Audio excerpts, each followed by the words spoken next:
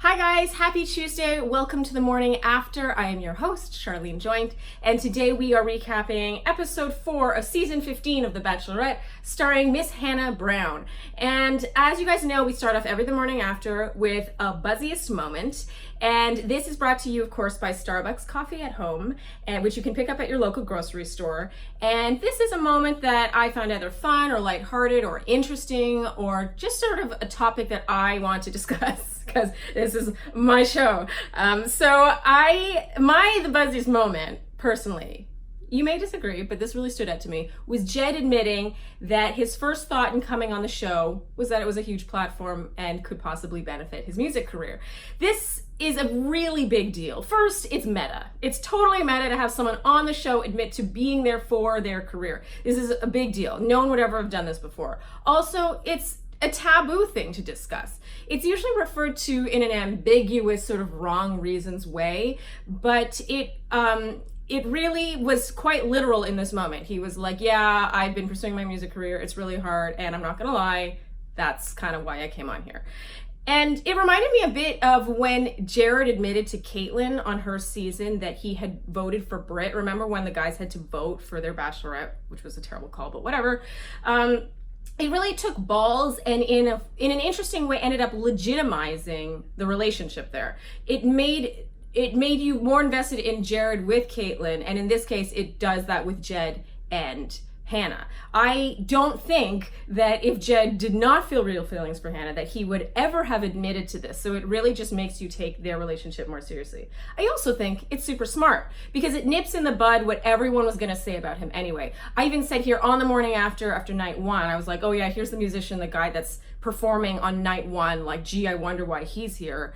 And he's basically saying, yeah, that's why I was here. I did do that, but I fell for the girl, which adds an interesting twist to it all, and again makes you just take him and their relationship way more seriously. And so that was my buzziest moment of episode 4. Now, moving on, as you guys know, we always go in chronological order here, and so we're going to start with Jed's one-on-one. There's a lot of Jed. The theme of the date here was effortlessness. It felt natural, it was easy. They talked about gelling together. They both mentioned being able to be themselves. Later on, Hannah even says, I feel super lucky to have Jed in this with me. And this really stood out to me because this is obviously referring to the entire experience, and it already feels like he's her partner in this. That really stood out to me. I feel like Jed could be the one to beat, but I'm still holding back a bit just because his only one-on-one time on night one was him serenading her. Again, wrong reasons. So meanwhile, someone like Peter has all the same amount of one-on-one time shown, but he also had that night one-on-one time shown. So that's the only reason that's giving me a little bit of pause with Jed. However, this is a serious front runner. I mean, it's yeah. He's sticking around for a while. Okay, so next we have the group date, and obviously the big thing here was between Luke P. The battle of the Lukes is the theme of the date here.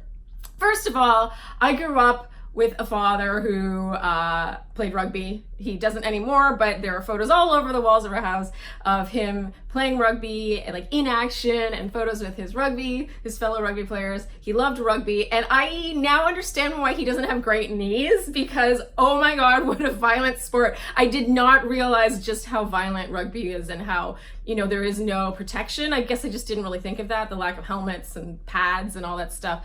And of course, the guy is introducing it as such a violent sport, talking about people's legs hanging off by their skin. It was just like, it was really kind of gruesome, and it gave me a new appreciation for just how violent the sport is. Obviously, Luke S is in the right here. There's not even anything to discuss. I went back and watched the tackle. We didn't get a great shot of it, but it was clear that it came sort of out of nowhere. Luke P, I mean, what is there to even say here? The relationship between him and Hannah is clearly nearing its end. What healthy relationship, this early on is all about the girl telling him how to behave and asking for explanations and him defending himself. And there's just the only thing that they really had in the first place was chemistry and attraction to each other. And they haven't even really kissed in the last 2 weeks, which I think says a lot. Yeah. I don't really see this one lasting a lot longer. We got some interesting one-on-one time with Garrett, who told her that he was crushing on her hard. I thought this was cute. And he even admitted that he has a hard time with vulnerability, and that even saying that, which was cute, that it was uncomfortable for him to even say that. I really like Garrett. I really like his commentary. I like his little face expressions. In general, he's the season's voice of reason. That said, and I know I'm not one to critique on-screen kisses, this was a notably bad kiss, in my opinion. It's so bad that it's keeping Garrett from my top 4. He would really have to change. Something would have to change drastically for Garrett to make my top 4 based on his kissing alone. Because other than that, I really like them together. But it was just like I wasn't into it. I didn't feel like she was into it. It was, yeah, it caught my attention in a bad way. And in a weird way, one more thing about the group date is I kind of liked, weirdly, seeing the angry side of Luke S, because we just haven't seen a lot of him, and he does seem just to be a little more in the shadows. He's kind of more of a wallflower, has what would seem like a meek personality based on his edit, but then here we really got to see his backbone and just more of his personality. He's super well spoken, eloquent, seems really cultured and educated, not backing down, just things that, just good things. It's a shame that it would all have to all be in the context of dealing with someone like Luke P, because I don't think anyone can win that battle. You just sort of have to walk away. But, we, as a pro, we got a bit of Luke S, which I have enjoyed, to be honest. Okay, Tyler. Ooh, Tyler. Okay, I love Tyler. I haven't crushed on a Bachelorette guy in a very long time, very long time, since before my season, in a way that I am on Tyler right now. The way Tyler looks at Hannah is like, he just likes her so much. You can see it. They talked about in their first one-on-one time shown, which was episode 2, she talked about how he's like locked in, and you can really see it. He's really engaged, and it feels like he's seeing her, not just listening to her, which is a big deal. I mean, women notice this, men notice this. It's something you either have or you don't, and he just has it. I just like his style with her, his way of speaking. He has good game, but it feels sincere. I like that Hannah touched on him seeming like a player, because it gave him the opportunity to sort of just share more about himself.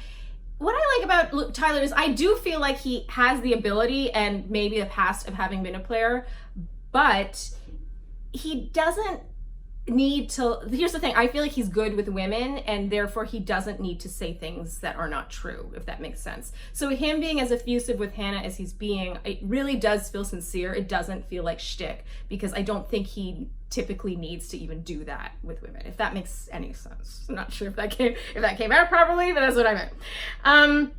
Yeah, I also love how this goes seamlessly from fun and flirty and early stages to feeling like boyfriend, girlfriend, I'm having a hard day, I'm gonna help you through this. It's just got a really good balance. I love Tyler and Hannah together. Big fan, big fan. All right, rose ceremony. This was cute. Peter asked Hannah to be his girlfriend. Super cute. I kind of can't remember if we've ever seen this before. Has anyone ever asked someone to be the girlfriend, boyfriend before? I don't recall, but tell me if I'm wrong. I don't remember. More on Luke P. Of course, Mike gets involved. I like Mike, and I agree with him here. I wish he would hold back a bit, just because last week with Cam, he once again was sort of, the voice of justice, and I kind of think that he needs to lay a bit lower with that, because his entire presence on the show is becoming more about being that righteous guy rather than being a potential romantic lead for Hannah, which is a shame, because I actually really like Mike and like him and Hannah together, but it's now just becoming about him. And here's the thing, I agree with him. I just think you have to pick your battles, and he picked his battle last week, so let someone else pick the Luke P battle this week, because apparently there are a lot of guys that are willing to do that. And speaking of which, Dylan says, and this is my closing thing, I've never disliked anyone more in my entire life. This is very telling. It says a lot about who's to be believed in the Battle of the Lukes, and as if there was any doubt, really. And, where there's smoke. All right, you guys, thank you for tuning in to the morning after, and be sure to read my Flare recap, which is out now, my Pretty Pandas recap, which will come out later, and yes, I will see you guys here on the morning after.